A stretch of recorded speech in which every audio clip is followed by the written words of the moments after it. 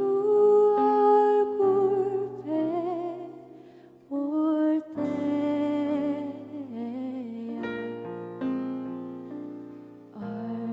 얼마나 좋으랴.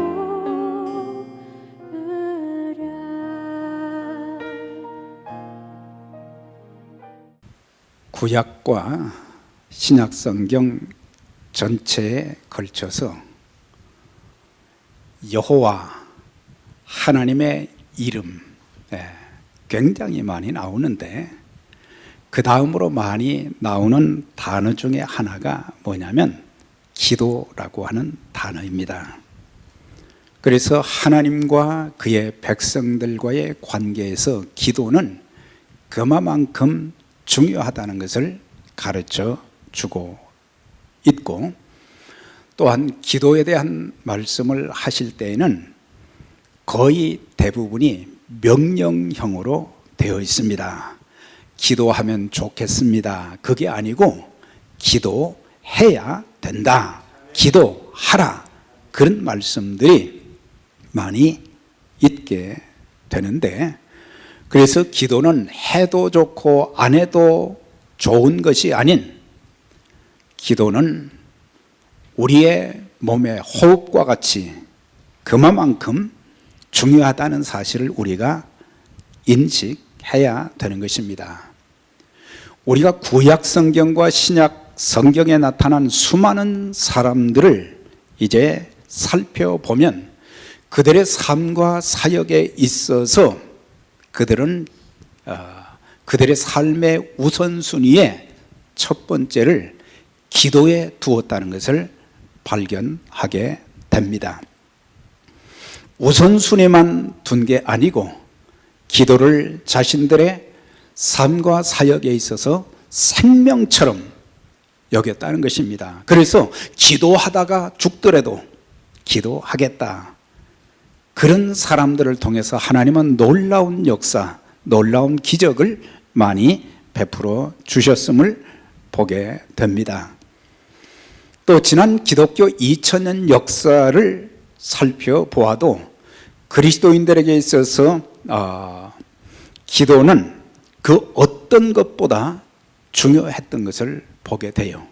그래서 일상의 삶을 살면서도, 또 중요한 문제를 놓고도, 또 때로는 힘들고 고통스러운 일을 만났을 때 하나님께서 맡겨주신 그 귀한 일을 감당하기 전에도 항상 그들은 기도에 모든 것이 달려있다, 그것을 알고 2000년 역사 속에서 하나님 앞에 귀하게 쓰임받은 사람들은 기도했던 것을 보게 됩니다. 기도는 하나님과의 바른 교제를 갖게 만들고, 또한 기도 없이 우리는 하나님의 마음을 헤아릴 수가 없어요. 우리가 하나님 마음에 드는 신앙생활을 할 수 있는 것은 먼저는 하나님의 마음을 아는 것이 참 중요합니다. 또한 기도 없이 우리는 하나님의 보좌를 움직일 수가 없고, 기도 없이 하나님의 은혜를 깊이 체험할 수가 없습니다.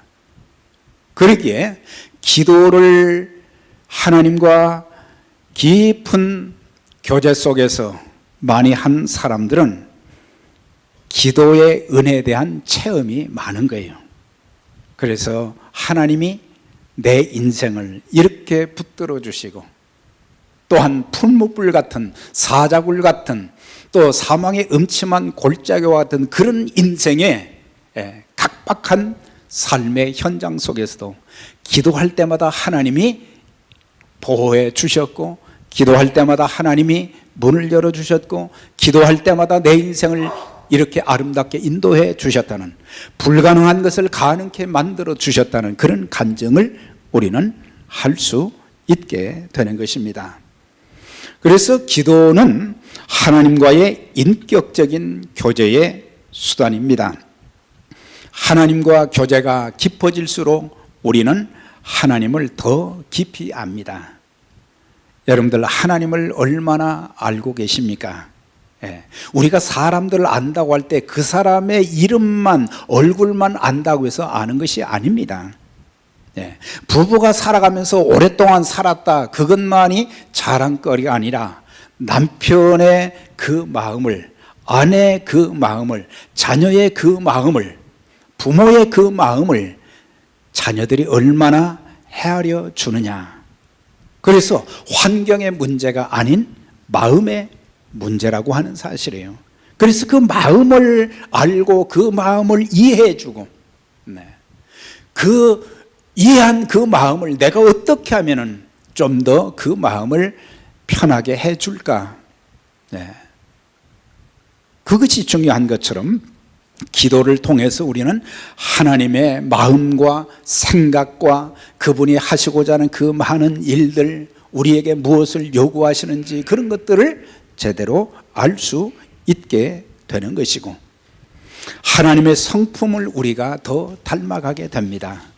하나님의 그 놀라운 사랑과 은총과 긍휼과 자비와 그런 성품을 닮아서 우리가 하나님을 닮은 존재, 그리스도의 인격을 닮아가는 그런 자들이 되어질 수 있게 되기 때문에, 그래서 기도는 그만큼 중요한 것이다. 또한 기도는 하나님을 경유하는 수단입니다. 우리가 하나님을 경유하는 수단이 많지만 그 중에 특별히 세 가지를 말할 수 있는데, 우리가 어떻게 하면 하나님의 이름을 높이고 하나님을 공경할 수 있는가? 그것은 찬송을 통해서 그분을 경외할 수 있는 거예요.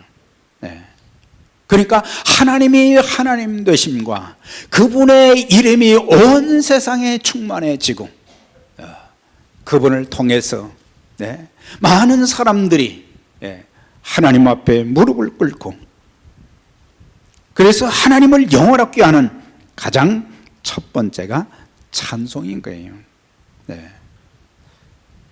우리가 찬송을 통해서 오늘도 찬양을 하는데 보면 어떤 분들은 수건으로 이제 눈을 닦는 분들이 있었어요. 그건 뭐냐면 그 찬송가의 가사를 통해서 성령님이 마음을 감동해 주시니까 아마 자신도 모르게 그냥 눈물 흘리려면 그거 참 괴로운 일이잖아요. 근데 저절로 눈물이 뚝뚝 떨어지는데, 그것보다 더 중요한 것은 하나님을 영화롭게 하는 수단이 찬양이 되기 때문에, 하나님을 기쁘시게 하는 것이 되기 때문에, 그래서 찬양은 그만큼 저 사람이 찬양하는 것을 보면 하나님을 참 경외하는 사람이구나, 그것을 알게 돼요. 우리가 나와서 노래를 잘 부르고 그것도 필요하죠. 뭐 좀 큰 교회에서는 찬양대 할 때 뭐 시험을 많이 한답니다. 테스트를 해가지고 뭐 학교를 음대를 나왔는지 뭐 한지. 근데 그런 거 음대 안 나왔어도 그거 괜찮아요. 중요한 것은 하나님의 사랑의 마음을 가지고 하나님의 그 은총, 이런 것을 느끼면서 하나님의 마음을 가지고 하나님의 이름을 높이는 찬양을 하면은 조금 곡이 틀려도 틀려서는 안 되지만 그래도 참 하나님이 기뻐 받으신단 말이죠. 우리의 어린 자녀들이 말을 잘해서 막 사랑스럽습니까? 한마디 하는데 아빠, 엄마 그러면은 그냥 녹잖아요. 그런 것처럼 우리가 찬송을 하는 것을 보면 저 사람이 하나님을 경외하는 사람이구나. 두 번째, 하나님을 경외하는 것은 그 사람이 하나님의 말씀에 얼마나 순종하는가, 그것을 보면 그 사람이 하나님을 경외하는 사람인지 아닌지를 알 수 있어요. 불효자들의 특징 중에 하나는 부모의 말을 멸시하는 자들이에요. 부모의 말을 멸시한다는 것은 부모 그 자체를 멸시하는 것이 되는 거거든요. 그러니까 하나님의 말씀을 알면서도 순종하지 않는 것은 하나님을 경외하는 자가 아니라는 말이에요. 아마 여기에는 대부분의 많은 분들이 다 포함될 거예요. 하나님 말씀 성경은 알고 있지만은, 성경의 구절은 알고 있지만은 그 말씀을 내가 그 말씀대로 살고, 내 삶에 어려움이 있어도 그 말씀대로 순종하고 그 말씀을 실천하려고 몸부림치는 그런 것들이 보여지게 될 때에 하나님이 감동하시는 거예요. 네. 하나님을 감동시킬 때 우리의 인생에 다른 거 염려할 필요가 없어요. 네. 하나님 감동시킬 생각은 안 하고, 하나님 마음에 들 생각은 안 하고 늘 주시옵소서, 그건 아니단 말이죠. 네. 그래도 하나님은 불쌍히 여기셔서 그냥 주십시오 하면 또 주신단 말이죠. 네. 그렇지만 그걸 말이죠, 늘 뭐 그렇게 생각하면 안 되는 거예요. 그래서 우리가 말씀에 순종함으로, 또 한 가지는 기도하는 기도 생활을 보면서 그 사람이 하나님을 경외하는 사람이다 아니다, 그걸 알 수 있는 거예요. 네. 우리가 신앙의 생명력도 기도에 있는 것이고, 하나님의 사역의 능력도 기도에 있는 것이고, 우리의 삶의 모든 문제를 해결받을 수 있는 것도 기도에 달려 있는데, 네. 사람들은 기도하지 않고 교회 생활을 하려고 그래요. 기도하지 않고 주의 일을 하려고 그래요. 우리의 머리로, 교회에서 많이 알고 있는 행정으로 우리는 주의 일을 하려고 하는 그런 생각은 버려야 되는 것입니다. 기도하면서, 기도는 뭐예요? 교제 수단도 되지만 모든 삶의 문제가 하나님께 달려있다, 그것을 알기 때문에 그래서 기도하는 거거든요. 네. 우리의 사역도, 네, 우리의 삶도 내 노력으로 사는 것이 아니라, 네, 하나님의 주권 가운데 하나님이 지켜주시고 하나님이 돌보아 주시고 하나님이 인도해 주심으로 내 인생이 형통할 수 있는 것이다, 그걸 알고 기도하는 그 기도 생활이 하나님을 경외하는 그런 수단이라고 하는 것을 우리는 알아야 되는 것입니다. 그리고 기도는 우리가 문제가 있을 때만, 어려움이 있을 때만 기도하는 것이 아니라 평상시에도, 평상시에 일상생활 가운데 기도가 생활화되어져야 된다. 우리가 하루 2끼나 3끼는 꼭 우리가 밥을 먹잖아요. 그게 생활화되어 있어요. 네. 그걸 안 먹으면 이 안에서 배가 고프다 그러거든요. 네. 우리의 삶에도 기도가 생활화되어 있어야 된다.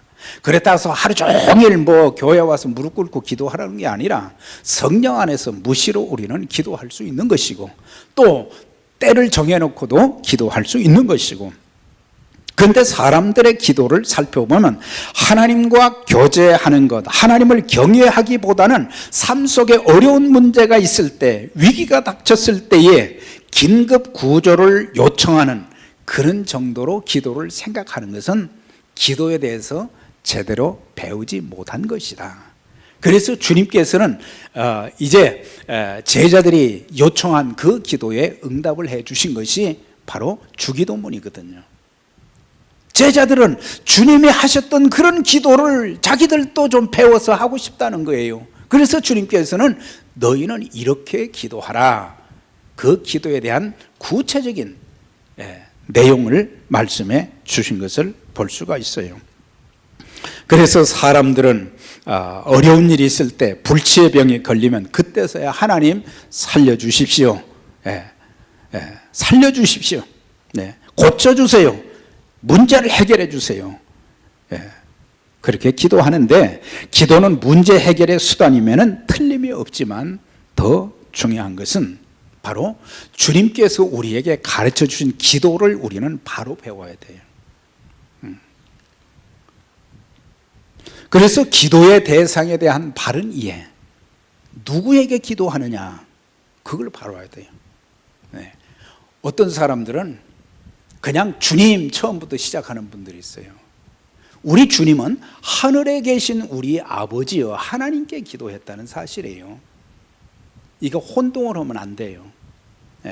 그래서 기도의 대상에 대한 바른 이해와 기도의 순서와 내용, 개인 기도도 마찬가지고 공적으로 대표 기도를 하는 분들도 이 기도가 주님이 가르쳐 주신 기도의 순서에 따른 기도가 돼야 돼요. 네. 이런 순서를 막 뒤죽박죽 해놔요. 보면은 앞에 해야 될 것을 저 뒤에서 하고 뒤에 해야 될 걸 저 앞에 가서 하고, 우리가 그런 기도가 너무 많다는 거예요. 그래서 중언부언이 될 때도 많고, 그래서 우리는 기도는 배워야 되는 거예요. 매일의 삶 속에 체질화된 기도 생활이 절대로 필요한 거예요. 우리가 기도를 배우는 것도 중요하지만 더 중요한 것은 기도하는 것이다 이 말이에요. 네. 기도가 체질화되어져야 된다 이 말이에요. 체질화돼야 돼요. 네.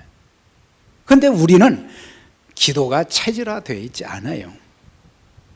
기도가 생활화되어 있지 않은 거예요. 네. 보면은 우리의 기도는 그냥 예배 순서에 따라서, 아니면 음식을 먹을 때 잠깐 고개 숙이고 눈 감는 거 그냥 주셔서 감사합니다, 그런 정도거든요. 제자들은 예수님이 기도하시는 모습을 보고 예수님과 늘 동고동락을 했으니까 예수님이 어디 가든지 제자들이 따라갔잖아요. 그러니까 예수님이 기도하시는 그런 모습을 보았거든요. 그러니까 우리도 예수님처럼 저렇게 기도의 삶을 살면 좋겠다, 그런 좋은 마음이 들었던 거예요. 여러분들이 배워야 될 것이 주님의 기도를 배워야 되는 거예요. 그리고 주님처럼 기도해야 되겠구나, 이것이 우리 마음에 와야 되고, 실제로 우리의 삶 속에서 기도가 있어져야 된다라고 하는 것입니다. 네. 그래서 바른 기도를 위해서 성도들은 기도를 제대로 배워야 하고 기도해야 되는 거예요. 예수님의 그 공생의 사역을 이렇게 쭉 살펴보면 예수님은 삶을 사시면서도 또한 사역을 감당하시면서도 무엇을 가장 중요하게 여기셨는가? 기도를 가장 중요하게 여기셨다는 거예요. 네. 그러니까 하나님과 예수님, 아들의 자격으로 이 땅에 오신 예수 그리스도께서는 하나님과의 그런 관계를 통해서 하나님의 뜻을 이루기 위해서, 내가 온 것은 사람의 뜻을 행하리 아니라 아버지의 뜻을 행하기 위해서 오셨다 그랬잖아요. 요한복음 6장에 아버지의 뜻을 행하기 위해서는 아버지의 뜻을 알아야 되잖아요. 그래서 기도를 삶과 사역에 있어서 가장 중요한 우선순위로 여기셨어요. 그래서 공생의 사역을 감당하시기 직전에 물론 마귀에게 이끌려 그랬지만은 40일 동안 금식 기도를 하신 거예요. 왜 금식 기도했겠어요? 주님은 기도를 안 하셔도 될 뿐인데 금식 기도하시면서 하나님의 일을 이루시기 위해서, 하나님의 뜻을 이루시기 위해서 주님은 40일 동안 굶주려 가면서 기도하신 거예요. 기도할 때 마귀의 유혹을 물리쳤잖아요. 3가지 미혹을 물리치고 하나님 뜻을 이루는 그런 일을 하셨고, 사역을 매일매일마다 사역에 얼마나 바쁘셨는지 몰라요. 그런데 바쁜 사역을 앞에 두고 새벽 미명에 꼭 한적한 곳에 가셔서 기도하셨다 그랬거든요. 한적한 곳에 가셔서 기도하셨다 그랬어요. 그러니까 하루의 첫 시간을 하나님 앞에 드리면서 하루의 삶과 사역을 준비하셨다고 하는 것입니다. 이건 뭡니까? 하루에 첫 시간을 드려서 첫 시간을 드렸구나, 그것으로 끝나는 것이 아니라 모든 것이 하나님께 달려있다. 모든 것 중에 가장 우선순위의 첫 번째는 기도하는 것이다. 그것을 여기서 알려주는 거예요. 주님께서 새벽 기도를 하셨다는 그 자체가 오늘 하루를 시작하기 전에 하나님과 만나서 먼저 교제하고 하나님의 음성을 듣는 것을 더 중요하게 여겼다. 그래서 우리가 음식도 중요하지만 하나님의 음성, 사람이 떡으로만 살 것이 아니요 하나님의 입으로 나오는 모든 말씀으로 살 것이다. 그러니까는 기도를 통해서 하나님의 음성을 듣고 그것이 육신의 양식보다 더 중요하다. 그걸 말씀해 주고 있어요. 그리스도인들도 주님의 모범을 따라 하루의 첫 시간을 이른 아침에 기도하면서 시작해야 되는 겁니다. 그래서 우리가 새벽기도, 뉴욕에서 이민 생활을 하면서 새벽기도 참 어렵습니다. 그렇지만 거리가 아주 멀면 어쩔 수 없이 집에서 해야 되지만 나올 수 있는 분들은 새벽에 나와서 기도하고, 매일 그렇게 새벽 기도를 해야 되지만 직분자들은 일주일에 한 번씩이라도 나와서 기도해야 돼요. 자신을 위해서, 가정을 위해서, 교회를 위해서, 사역을 위해서 그런 정도의 마음은 가지고 있어야 된단 말이죠. 중요한 직분은 가지고 있지만 기도하지 않으면서 하나님의 역사가 일어나기를 바라는 것은 그건 지나친 욕심이거든요. 시편 46편 5절에 보면 하나님이 성중에 계심에 성이 흔들리지 아니할 것이라 새벽에 하나님이 도우시리로다 그랬어요. 하나님이 성중에 계신다. 예루살렘 성 안에 계신다. 예루살렘 성 안에는 성전이 있었고, 그 성전 안에는 또 지성소에 법궤가 있었어요. 그래서 법궤는 하나님의 임재의 상징으로 그들은 하나님이 여기 계시다, 그런 마음을 가졌거든요.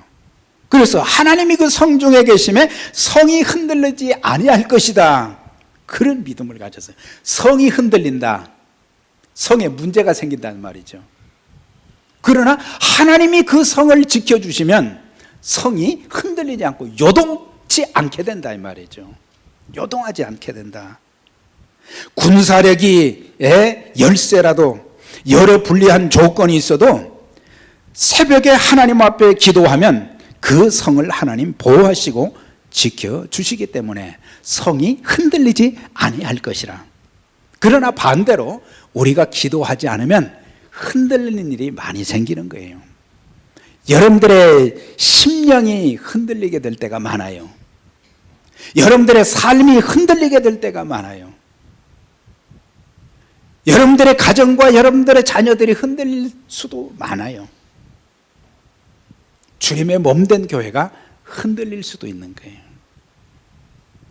그래서 기도가 그만큼 필요한 거예요. 기도할 때 하나님이 성이 요동치 않도록, 우리의 가정이 요동치 않도록, 주님의 몸된 교회가 요동하지 않도록 견고하게 섰다는 얘기잖아요.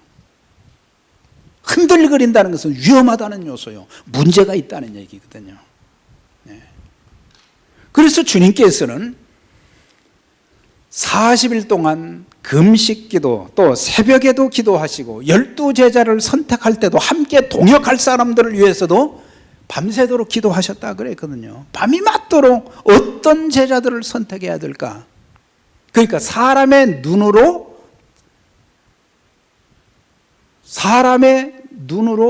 제자들을 선택하지 않았어요. 그들의 됨됨이를 보고 선택하지 않았어요. 부족하지만 저들이 말씀에 순종하고 성령의 도우심과 충만함을 받게 되면 귀한 일꾼들로 하나님 나라 확장을 위해서 아름답게 쓰임받을 것이다, 그것을 보셨거든요. 물론 제자들이 참 주님의 마음을 참 아프게 한 일도 많았지만은 그들이 나중에 어떻게 됐어요? 전부 주의 복음을 위해서 생명 걸고 복음 전하다 다 순교했잖아요. 가룟 유다 외에는 전부 다 순교를 했어요. 그들을 통해서 전 세계 복음이 전해지게 된 것 아니겠어요? 십자가를 앞두시고도 겟세마네 동산에서도 밤이 맞도록 기도하셨고, 마지막 십자가 상에서 이제 운명하시면서도 가상 7원을 통해서 기도하신 후에 운명하신 것을 보게 됩니다.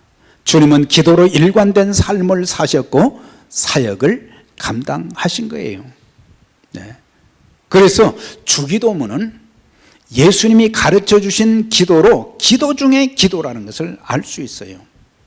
기도를 통해서 하나님과 교통하게 되고 음성을 듣고, 기도할 때 성령님은 이제 악한 자들의 마음도 움직여 주시어 그들의 죄를 회개케 하시고 예수님을 믿게 만드는, 예수님을 영접하게 하는 그런 역사도 기도를 통해서 있게 되는 것이고, 우리의 삶에 어떤 문제나 어려움이 몰려와도 기도하면 하늘문을 열어주시고, 닫힌 것을 열어주시고, 얽혀진 것을, 묶인 것을 풀어주시는 역사도 있고, 우리가 기도할 때 병든 자도 고쳐주시고 모든 난관을 극복하게 만들어주시고, 그래서 예수 믿는 사람들은 누구든지 엎드려 기도할 때 맨 먼저 부르는 것이 뭡니까?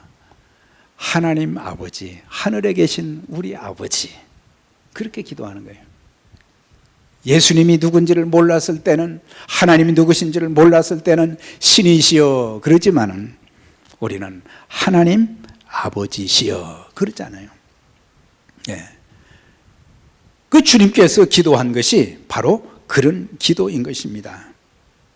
하늘에 계신 우리 아버지여. 그러면서 주기도문을 이렇게 잘 살펴보면 전반부 3개는 하나님을 향한 기도고, 네, 그 다음에 후반부 3개는 자신을 위한 기도라는 것을 알게 돼요. 먼저는 하나님을 위해서, 하나님이 우리의 기도가 필요하다는 것이 아니라, 여기 내용을 보면 하나님의 이름을 거룩하게 하는 삶이 되게 해주세요. 하나님의 나라가 임하는 그런 삶을 살게 해주세요. 하나님의 뜻이 이 땅에 이루어지는 그 일, 하나님 때문에 그런 일들이 이루어지도록 하는 그 기도를 말하는 거예요. 그 다음에 일용할 양식을 주옵시고, 네, 우리 죄를 사하여 주옵시고, 우리를 시험에 들지 말게 하옵시고, 그런 기도거든요. 자, 그래서 하늘에 계신 우리 아버지, 기도의 대상은 하늘에 계신 우리 아버지란 말이죠. 네. 하늘에 계신 우리 아버지라는 그런 의미는, 하늘에 계시다는 의미는 온 세상 어디에나 계신 하나님이시다. 네. 하늘에도 계시고 땅 끝에 어디에 가도, 바다 끝에 가도 계신, 공간을 초월하여 계시는, 무소부재하신, 어디에나 계시는 하나님이시다. 그걸 말씀하고 있고, 심지어 그 하나님은 사람들의 마음에도 이렇게 계셔서 그들의 깊은 마음속에 숨겨진 것을 이제 드러내게 만드시고, 그 죄를 회개하게 만드시고, 그래서 하나님은 어디에나 계신 거예요. 어디에나. 그래서 시편 기자처럼 내가 하나님을 떠나서 어디에 가든지 하나님이 나를 감찰하고 계시다, 나를 알고 계시다. 그래서 하나님은 우리가 피할 길이 없고 사람의 깊은 곳에 숨겨진 그 죄도 다 드러내 주시고 알고 계시는, 그러면 그분이 우리의 아버지가 된다는 말은 무슨 뜻입니까? 하나님은 만민에게 생명을 주신 분이시기 때문에 아버지가 되시는 거예요. 나의 생명도, 부모의 생명도 누구로부터 왔어요? 부모로부터 왔던 것이 아니라 하나님으로부터 왔다. 또한 믿음으로 말미암아 그리스도의 영을 받은 자들은 성령을 통해서 거듭났기 때문에 그 순간 우리는, 하나님은 우리 아버지가 되신다. 우리는 그의 자녀가 된다. 그래서 자녀들이 부모를 향해서 부를 때 뭐예요? 아버지, 아빠 그러잖아요. 네. 그래서 아버지, 아바라는 뜻은 아람어로 아빠라는 뜻입니다. 아빠. 옛날에는 아버님 그랬지만 요즘에는 전부 젊은 세대들은 아빠 그래요. 아빠. 결혼을 했어도 아버님 안 하고 아빠 그래요. 그러니까 아버님 하는 것보다는 아빠가 더 아주 가까워진 것 같아요. 아빠 그럴 때. 예. 로마서 8장 15절에요. 너희는 다시 무수하는 종의 영을 받지 않고 양자의 영을 받았으므로, 예, 양자의 영을 받았으므로 우리가 아빠, 아버지라 부르짖느니라 그랬어요. 성령이 친히 우리 영과 더불어 우리가 하나님의 자녀인 것을 증언하시나니, 성령님이 우리로 하여금 하나님의 자녀인 것을 증거하면서 우리 입에서 나도 모르게 자연스럽게 아이들에게 태어난 아기 조금 자라서, 네, 너 나한테 아빠라고 그래. 그렇게 해서 아빠라고 그럽니까? 그냥 놔둬도 그냥 저절로 아빠 그렇게 불러요. 네. 아버지, 참 아버지가 없는 분들은 참 힘들 때가 많아요. 아버지가 있는 자녀들은 참 그래도 행복해요. 물론 어떤 아버지냐에 따라서 그 다르지만, 네, 차라리 없으면 좋겠다는 그런 아버지가 돼서는 안 되지만 진짜 아버지는 중요한 거예요. 자녀를 먹이고 입히고 돌보아주고 고민과 갈등도 이해하여 주고 위로하여 주고 자녀가 힘들고 어려울 때 함께 울어주고 함께 웃어주고 그렇게 격려하는 그런 아버지. 네. 가끔 어떤 사람들은 제가 그 목회하면서 어떤 지역에서 목회를 하는데, 이 사람은 기도할 때 하나님 아버지라고를 절대로 안 해. 그냥 하나님 그래요. 그래서 불렀어요. 형제님, 왜 하나님 아버지라고 그렇게 하기가 힘듭니까? 처음에는 이해가 안 됐는데 그 사람 얘기를 듣고 보니까 이해가 됐어요.